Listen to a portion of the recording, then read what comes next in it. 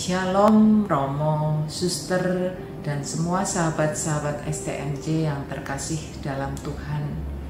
Pada hari ini, Kamis 13 Januari 2022, saya akan membawakan renungan dari Injil Markus bab 1 ayat 40 sampai 45. Ayat yang berkesan bagi saya ada pada ayat 41 yang berbunyi, "Tergeraklah hatinya oleh belas kasihan, lalu ia mengulurkan tangannya, menjamah orang itu dan berkata kepadanya, 'Aku mau, jadilah engkau tahir.'"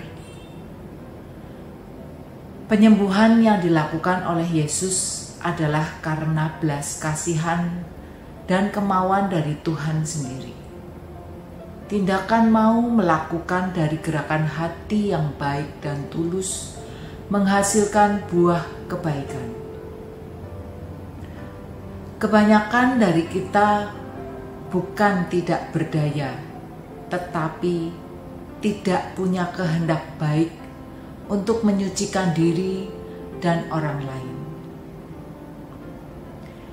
Jika kita memiliki rasa belas kasih dan kehendak yang baik, pasti wajah Allah akan nampak pada diri kita, karena kita adalah perpanjangan tangan Tuhan yang nyata. Contohnya, apabila kita berjanji akan mendoakan seseorang, tetapi dalam kenyataannya kita tidak melaksanakannya. Atau jika kita berjanji akan memberi, tetapi kita tidak melakukannya, maka yang kita tampilkan adalah wajah Allah yang pendusta.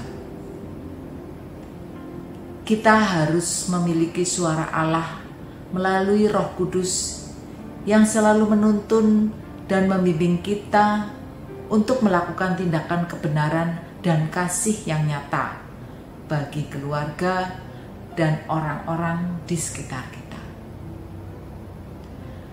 Allah bekerja melalui Roh Kudus dengan perasaan-perasaan yang jujur. Kita harus melembutkan dan membuka hati kita agar hati kita selalu tergerak dengan belas kasihan dan mengulurkan tangan bagi sesama kita. Sharing pengalaman iman dalam kehidupan saya, bagaimana Tuhan melembutkan dan membuka hati saya sehingga saya mau melakukan kebaikan. Saya mempunyai seorang nenek yang saya panggil dengan sebutan emak.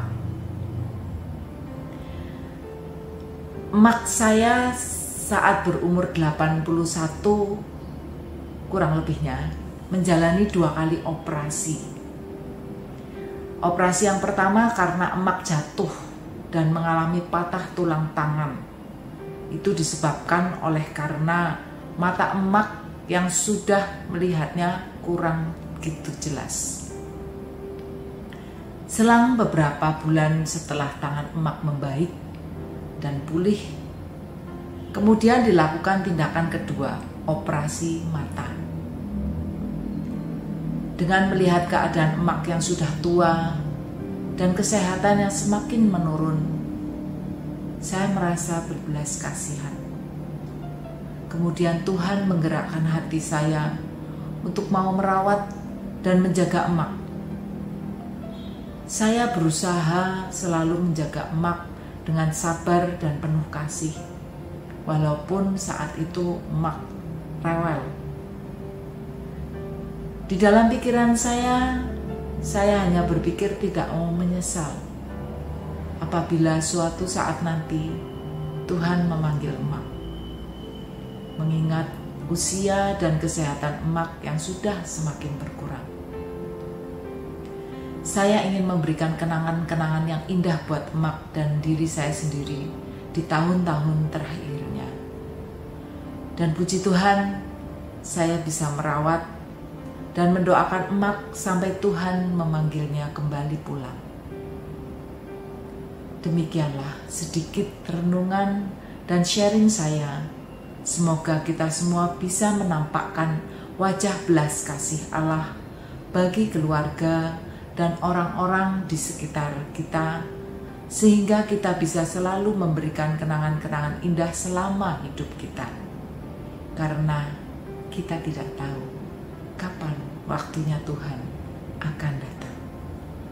Terima kasih semua sahabat STMJ. Berkah dalam.